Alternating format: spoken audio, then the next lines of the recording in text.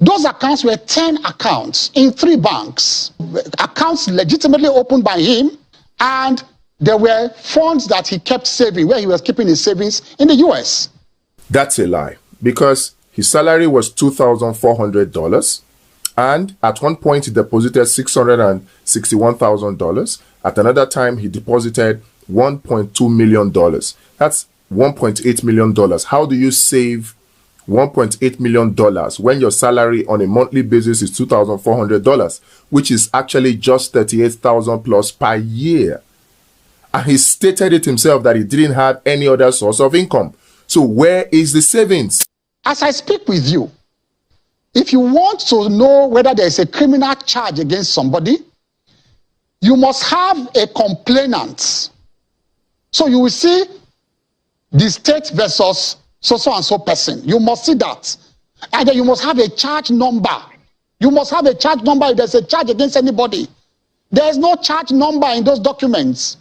There were 2 charges. That's another lie. 18 U.S.C. 1956 and 18 U.S.C. 1957, which borders on money laundering and financial fraud. And then there was a charge number. The charge number is staring you in the face, 93C4488. That's another lie from Festus Keyamo. If you look at those documents too, Asiwaju Bola Tinubu was not mentioned as a defendant. People have skipped that. It was only account numbers that were mentioned, and at the end of the day, they just said account numbers in the name of Tinubu. That is all. Not that Tinubu was a defendant. It was accounts in his name, not him. Those accounts were sealed, not him. It was action in rem. That's another lie. The prayers of the United States Attorney was that due notice be given to all interested parties to appear and show cause why forfeiture should not be decreed. Who will come and appear? Is it the account number? So that's another lie. There is no charge. There was no charge. There was no indictment. There was no criminal process. It was a purely civil process against those accounts. There indeed were 2 charges, 18 U.S.C. 1956 and 18 U.S.C. 1957, which bordered on money laundering and engaging in money transactions in property derived from fraud. Now, there was an affidavit by somebody called Kevin Moss. Kevin Moss is just a normal prosecutor you see. That's another lie. Kevin Moss is not just another prosecutor you see. Kevin Moss is a senior special agent. And aside that, the work he did will boggle your mind. These 4 sections from the document outline that he filed 18,300 files. So that's no joke.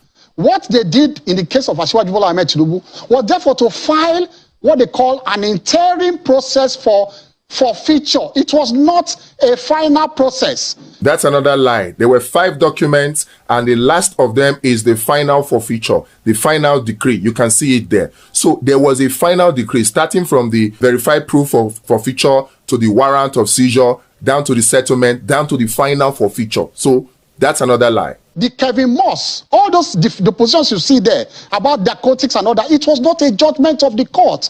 It was an opinion of a prosecutor trying to convince the court to issue a forfeiture order. It was not an opinion of a court. Another lie. These are seizure warrants that were issued to first of all freeze the account, and then there was a final forfeiture that was issued, which is also an order of court. So to say it is speculative and it is not final, that's another lie. And so it was a presumption. These processes are processes of mere presumption. So they found monies in his accounts. They said, well, they needed to come forward. And in that affidavit of Kevin Moss. Again, another lie. This is verified complaint of forfeiture. They were not speculation. He backed it up with an affidavit, and he got a warrant of seizure, and then got settlement and got final forfeiture. So it is not mere speculation. This is another lie from Festus Keyamo. They said they interviewed Mobile. Mobile said, yes, this man is a treasurer in the Mobile. But they said, no, those funds are not from them. But they confirmed his status, not as a criminal, but as a respectable employee of Mobile.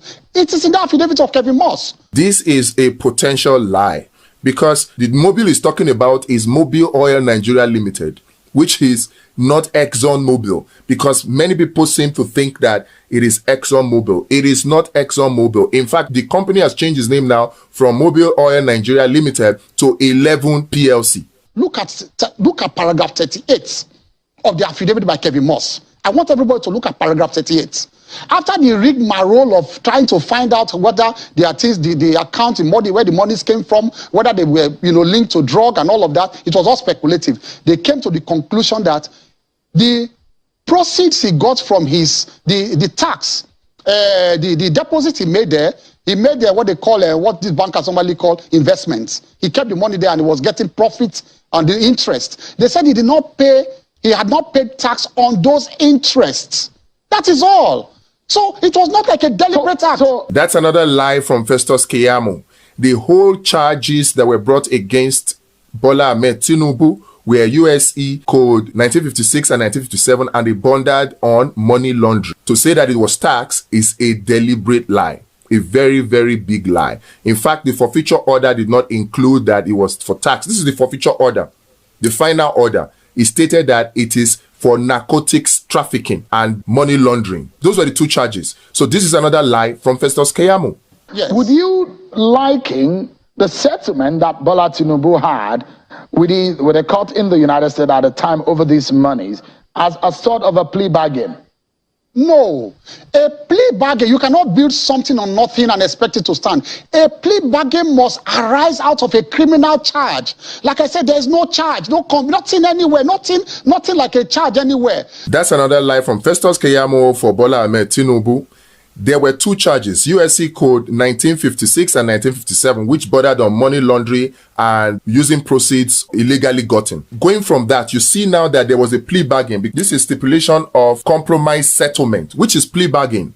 So there was a plea bargain, and in the plea bargain, initially it was supposed to be 1.8 million that was seized, but eventually they just fined him based on the charges that he was charged, because he was charged with two codes violation, USC Code 1956 and USC Code 1957. And if you look at the punishment for those violations, it says not more than $500,000. That was why only $460,000 was deducted from the account, because that's what the law speculates as fine punishment for the violation of the law.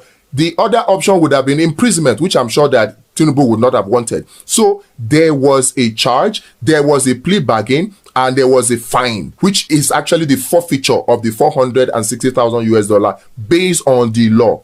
You established that there was a forfeiture, but if there was a forfeiture that was made, and that kind of forfeiture is still subsisting and it has a criminal nature, that has not been set aside up to date. No. A forfeiture, you see, that's why I said you should take a paper and a biro. This is a lecture class for you. A forfeiture is not something hanging on your neck.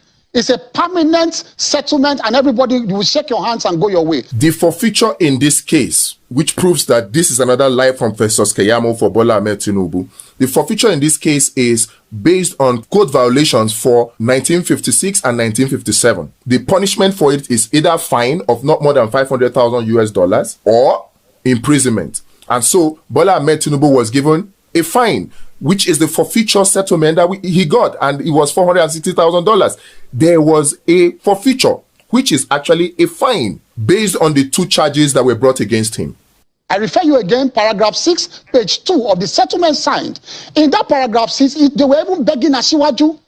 They said that, look, please don't proceed against us again. This is a final settlement between us. Go your way, we go our way. That's another lie from him, from Festus Keyamo. Festus Keyamo, as a senior advocate of Nigeria, knows that there is always indemnity clause in such plea bargains to prevent you from saying, or your children from saying, oh, the money that was seized from you was actually responsible for the death of your relative, and so they want to sue because of that. It's just an indemnity clause. That is usual. In fact, not only for plea bargains, that it's normal. So coming to say that they were begging him, that was just a blatant lie.